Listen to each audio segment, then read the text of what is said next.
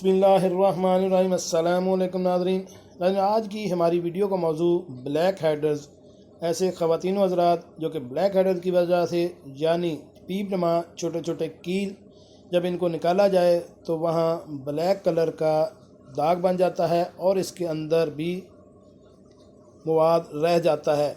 जब इनको निकाला जाता है तो बहुत तकलीफ़ नुमा होते हैं और जिल्द में भी बिगाड़ का बाइस बनते हैं।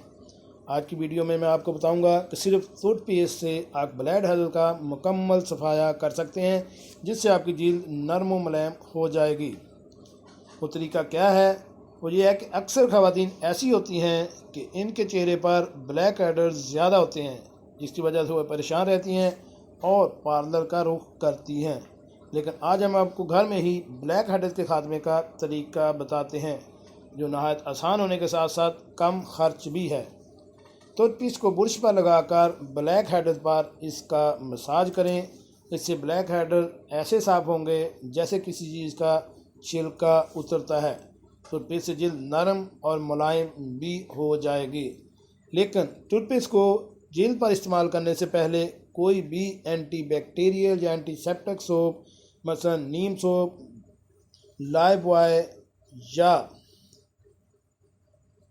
कोई भी इस किस्म का साबुन, डिटॉल सोप इस्तेमाल करें या डिटॉल पानी में हल करके उससे अपना चेहरे को धोएं। उसके बाद टूथपेस्ट को इस्तेमाल करें।